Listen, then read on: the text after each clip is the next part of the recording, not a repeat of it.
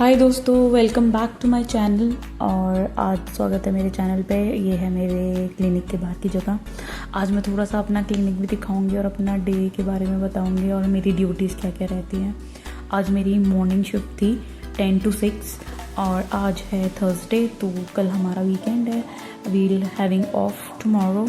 और ये हमारी लिफ्ट्स हैं। ये हमारा कॉरिडोर में लिफ्ट्स का सेक्शन है। 10 लिफ्ट्स हैं हमारी बिल्डिंग में। तो मेरी फ्रेंड मेरे साथ जा रही है।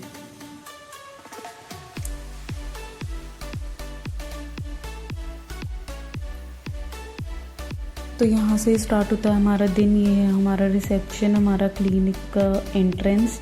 और ये है हमारा नर्सिंग स्टेशन, जैसे आपने पहले भी देखा होगा मेरे ब्लॉग्स में। ये हमारा नया काउच है जहाँ पे हम बैठे रहते हैं। और आज हमारा थोड़ा सा फ्री डे है, बट वी हैव 3 पेशेंट्स। और तो 6 नर्सेज है, 3 पेशेंट है, वो अपने आप ही डील हो जाता है। ये हमारा प्यारा सा क्लिनिक है। यहाँ पे हमारी 8 घंटे की शिफ्ट होती है पर डे, 8 घंटे, और 1 दिन का ऑफ मिलता है हमें फ्राइडे का। ये है हमारा वेटिंग एरिया और यहाँ पे हमारे पेशेंट्स वेट करते हैं डॉक्टर से मिलने के लिए। देन हम लोगों ने क्लिनिक में लेके जाते हैं। मैं आगे क्लिनिक भी दिखाऊंगी अपना। कुछ चीज़ें मैं दिखा पाऊँगी तो मैं दिखाऊँगी इस वीडियो में। मैक्सिमम चीज़ें हमें अलाउड नहीं है तो हम नहीं दिखाते हैं। ये रूम मुझे बहुत पसंद है। कभी कभी मैं कॉफ़ी ब्रेक लेती हूँ तो यहीं पे बैठ जाती हूँ। और यहाँ से पूरा जद्दा दिखता है। कॉर्निश का पूरा व्यू है हमारे क्लिनिक से, क्योंकि हमारे क्लिनिक की जो बिल्डिंग है वो बिजनेस टावर है और ये सबसे पहली हाईएस्ट बिल्डिंग है जद्दा की। और आगे बढ़ते बढ़ते मैं आपको कुछ चीज़ें बताना चाहती हूँ। जैसे इस वीडियो के एंड में मैंने कुछ नए टॉपिक्स ऐड करे हैं इन्फॉर्मेशन के लिए। तो ये इन्फॉर्मेशन देनी थी क्योंकि बहुत सारे लोग मुझे रीच आउट कर रहे थे अदर देन नर्सेज, और उनके लिए मैंने ये वीडियो डेडिकेट की है। ओटी टेक्नीशियंस और एवरीवन, जो भी टेक्नीशियन लेवल की जॉब है यहाँ पर, मैंने उनके बारे में बात करने की कोशिश करी है। तो आप ये वीडियो पूरी देखिएगा और मेरा क्लिनिक देखिए। ये मेरा सेकंड फेवरेट क्लिनिक है। मेरा फर्स्ट फेवरेट क्लिनिक है जहाँ से मैं वीडियोस बनाती हूँ और रिकॉर्ड करती हूँ और एडिट भी करती हूँ। तो ये क्लिनिक भी मुझे पसंद है क्योंकि यहाँ से पूरा जद्दा दिखता है। और हमारी ट्रॉलीज़ वगैरह हम लोग अपडेट करते रहते हैं। ब्लॉक वाले दिन हम लोग अपनी ट्रॉलीज़ अपडेट करते हैं, अपने क्लिनिक को मेंटेन करते हैं, बिकॉज हमारे पास पूरा वीक होता है, फिर बिज़ी होते हैं हम लोग। ये हमारा नर्सिंग स्टेशन है। ज़्यादातर हम लोग डिजिटली काम करते हैं, हमारा कोई पेपर वर्क नहीं होता। तो हमारे पास हमारा पैड्स होते हैं, हमारे आईपैड, हम लोग इन पे ही काम करते हैं 8 आवर्स। हम लोगों के सारे पेशेंट्स के डिटेल्स यहीं पे होते हैं। और बाकी सैटरडे को हमारी शिफ्ट 6 घंटे की होती है, 12 से 6 की। और ये हमारे ऑफ क्लिनिक से व्यू है। और ये सबसे बेस्ट चीज़ मुझे जद्दा की लगती है कि हम लोगों का जो क्लिनिक है वो ऐसी जगह पर है। और यहाँ मैं इंजॉय कर रही थी। तो थोड़ा सा वीडियोस में बने रहिए तो आपको आगे की अपडेट। और आज हम बात करने वाले हैं कुछ जॉब अपॉर्चुनिटीज़ के बारे में अदर देन नर्सेज, और even nurses also, other than nurses also. And clinic setup में जॉब कैसे मिलती है आपको, और क्लिनिक सेटअप में नर्सेज के अलावा किस किस के चांसेस हैं जॉब के लिए। तो आज मेरा टॉपिक यही रहेगा कि मैं आपको बताऊं कि मैं आपको किस तरह हेल्प कर सकती हूँ जॉब के लिए और उसकी इन्फॉर्मेशन के लिए और डॉक्यूमेंटेशन के लिए। आप मुझे रीच आउट कर सकते हैं मेरे सोशल मीडिया पे, that is nurse Alisha blog Instagram पर। और कुछ जॉब्स हैं यहाँ पर टेक्नीशियंस की, CSSD टेक्नीशियन होता है जैसे, और ड्राइवर की, जो क्लिनिक में भी जैसे ड्राइवर्स होते हैं, यहाँ पे क्लिनिक्स के ड्राइवर की भी जॉब होती है।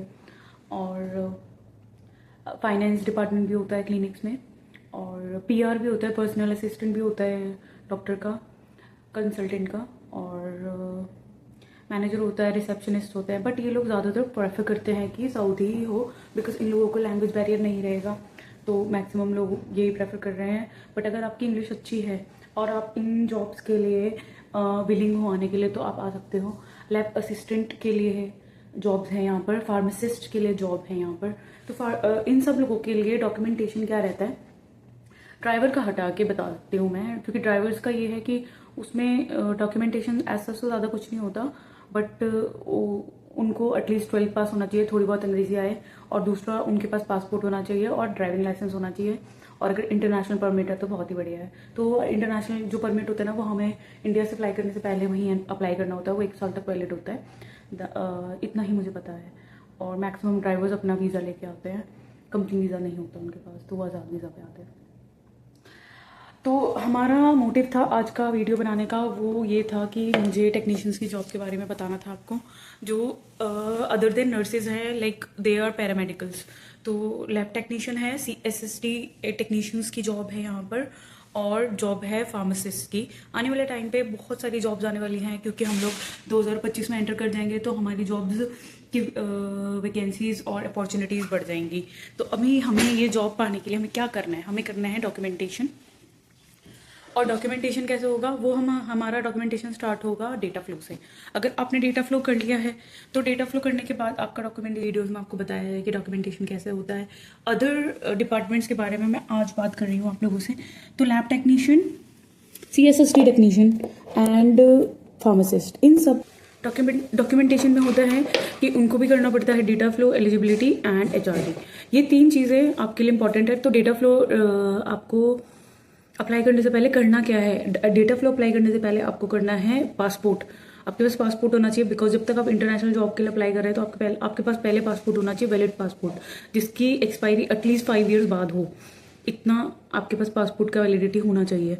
दूसरा क्या होना चाहिए, आपका डेटा फ्लो होना चाहिए। बट डेटा फ्लो में आपको ये चीज़ें ध्यान रखनी है कि जो भी कंपनी से आप एक्सपीरियंस ले रहे हैं, आप उसको इन्फॉर्म करेंगे कि डेटा फ्लो मेरा वेरीफाई कर दें वो लोग।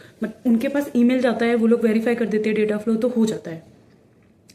तो अगर ईमेल पे जवाब नहीं आता तो वो लोग वेट करते हैं 1 महीने तक, डेटा फ्लो वाले, कि आपका जवाब आ जाए। अगर वो टाइम पीरियड क्रॉस हो गया 1 महीने का, उसके बाद क्या होता है, आपकी जो डेटा फ्लो की रिपोर्ट होती है ना, वो नेगेटिव हो जाती है। वो दैट इज़ नॉट गुड। तो आप पहले से ही आप लोग ये चीज़ को प्लान करके चलिए कि आपका डेटा फ्लो, अगर आप कर रहे हैं, जहाँ से आप एक्सपीरियंस ले रहे हैं, वहाँ पे आपका डेटा फ्लो वेरीफाई होना चाहिए। डेटा फ्लो से आपकी ईमेल जाएगी, वहाँ से वेरिफिकेशन होगा, अप्रूव कर देंगे वो लोग। अप्रूव करने के बाद आपका डेटा फ्लो डन हो जाएगा। डेटा फ्लो के बाद होता है, डेटा फ्लो का नेक्स्ट स्टेप है एलिजिबिलिटी। एलिजिबिलिटी क्या होती है, एलिजिबिलिटी होती है एग्जाम को, आप एलिजिबल हो एग्जाम देने के लिए। जैसे टेक्नीशियन लेवल के एग्जाम देने के लिए एलिजिबल हो, आप क्या अप्लाई करोगे, आप टेक्नीशियन लेवल का एग्जाम अप्लाई करोगे। लैब टेक्नीशियन, CSSD टेक्नीशियंस और फार्मासिस्ट क्या अप्लाई करेंगे, उनका फार्मासिस्ट का अलग एग्जाम होता है। उनके जो क्वेश्चंस के लेवल होते हैं वो अलग होते हैं, वो ड्रग कैलकुलेशन और ड्रग से रिलेटेड ही क्वेश्चंस आते हैं। और CSSD टेक्नीशियन का उससे रिलेटेड ही क्वेश्चन आएगा, और लैब असिस्टेंट का उससे रिलेटेड ही क्वेश्चन आएंगे प्रोमेट्रिक में। तो ये सब चीज़ें मेरे को आपको बतानी थी। और क्या बताना था, नर्सेज के लिए बहुत जॉब्स आ रहे हैं, MOH की जॉब बहुत अवेलेबल है। MOH में CSSD technician, lab technician, x-ray technicians की जॉब अवेलेबल है। तो कोशिश करिए कि आप अपना डॉक्यूमेंटेशन जल्दी से जल्दी करें। डॉक्यूमेंटेशन के लिए आपको हेल्प चाहिए तो आप मेरे इंस्टाग्राम पे मुझे पिन कर सकते हैं, मुझे DM करिए, मैं आपको इन्फॉर्मेशन दूंगी इसके बारे में। बाकी कोई भी इन्फॉर्मेशन चाहिए मुझे रीच आउट करिए मेरे सोशल मीडिया पे, इंशाल्लाह मैं आपको जवाब दूंगी। और प्लीज़ जल्दी करिए गाइस, क्योंकि 2025 में बहुत सारे लॉ इनके चेंज होंगे, तो इजीली आपको वर्क वीज़ा मिल सकता है। बट वर्क वीज़ा उन्हें ही मिलेगा जिनका डेटा फ्लो, HRD और प्रोमेट्रिक कंप्लीट होगा। बिकॉज आने वाले जो जितने भी गाइडलाइंस है, अभी जितने भी आपको जॉब्स दिखेंगी ना, सब में वो लोग लाइसेंस मांग रहे हैं। वो लोग नहीं चाह रहे हैं कि आप यहाँ आके पेपर दें, क्योंकि आपका और उनका दोनों का टाइम खराब हो रहा है। तो वो बेटर है कि वो लोग उन लोगों को प्रेफर कर रहे हैं जिनके पास ऑलरेडी एक्सपीरियंस है या गल्फ रिटर्न लोग हैं। तो बेटर है ना कि आप लोग करके आए, अपने टेंशन फ्री रहेंगे। यहाँ आके एग्जाम देके बहुत एंजाइटी होती है कि अगर एग्जाम फेल हो गया फिर दोबारा एग्जाम देना पड़ता है। फिर ऐसा है कि एटलीस्ट अगर आप एक अटेम्प्ट वहाँ पे दे रहे हैं तो आप उन्हें बता सकते हैं कि मेरे इतने नंबर आए थे और अभी मैं क्वालिफाई नहीं कर पाया, नेक्स्ट अटेम्प्ट में इंशाल्लाह क्वालिफाई कर लूँगा। बस इतना सा बताना होता है। एटलीस्ट ये तो हो जाएगा ना कि उन लोगों को ये पता चल जाएगा कि आप ट्राई कर रहे हो कि आपको आना है सऊदी ही। तो अभी सऊदी का अच्छा पीरियड शुरू हो गया है, 2034 में इन लोगों के पास फीफा का वर्ल्ड कप है, तो फिर अच्छा रहेगा सब कुछ। तब तक आप ट्राई कर लीजिए कि आ जाए अपनी नर्सिंग कंप्लीट करके, तो तब तक पैसा है यहाँ पर, एटलीस्ट आप पैसा कमा के जा सकते हैं। लेकिन बस यही सोच के आइएगा कि आप यहाँ पे पैसा कमाने आए हैं, आपको वापस जाना है।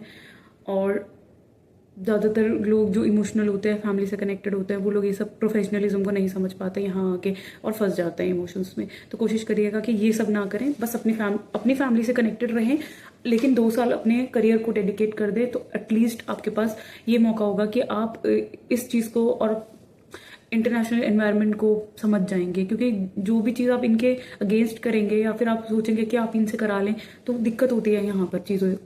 आप लॉ के हिसाब से ही चीज़ें कर सकते हैं। यहाँ के लॉज बहुत चेंज हो गए हैं। अब ये लोग ना पासपोर्ट रखते हैं किसी का, ना इकामा रखते हैं। इकामा आपके फ़ोन में ही होता है। आपको जब भी बाहर जाना है तो आप इकामा के साथ जाएंगे। इकामा आपकी यहाँ की आइडेंटिटी है। तो बहुत सारे मिथ जो हमारे सऊदी अरेबिया को लेके थे यहाँ पर, मुझे भी थे, मेरे पेरेंट्स को भी थे, और सब लड़कियों को आने से पहले होते ही हैं। तो वो सब मिथ्स तो नहीं हैं। ये लोग आपका इकामा पासपोर्ट नहीं रखते। कुछ चीज़ें हैं जैसे कफिलिज्म है, वो अभी नहीं ख़त्म हुआ।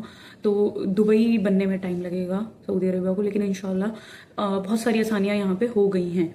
तो आप कोशिश करिएगा कि आप अपना विजन क्लियर कर लें कि आपको कहाँ आना है, वहाँ का डेटा फ्लो करा के फिर आप आगे एग्जाम दे सकते हैं। ऐसे ही सेम प्रोसीजर आपको जहाँ भी जिस भी गल्फ कंट्री में जाना है तो आपको प्रोमेट्रिक देना है, उससे रिलेटेड जो भी एग्जाम होता है वो देना ही है। डेटा फ्लो, ये सब चीज़ें सबकी सेम होती है। Data flow, eligibility and examination and also your licence on all. तो ये मेरी तरफ से आपको एक इन्फॉर्मेटिव वीडियो थी। और कोशिश करिए कि आप लोग कमेंट्स डालें तो मैं आपको आगे भी हेल्प कर सकूँ। और कमेंट्स डालते तो आप मेरे को डीएम भी कर सकते हैं इंस्टाग्राम पर। मैं वहाँ पे एक्टिव रहती हूँ ज़्यादातर, मेरी स्टोरीज से पता ही चलता होगा आपको। Thank you so much guys for watching. इंशाल्लाह मिलेंगे नेक्स्ट व्लॉग में। आगे जो भी सवाल आएंगे उसके हिसाब से मैं आपको रीच आउट करूँगी। Take care guys, get updated. Thank you so much.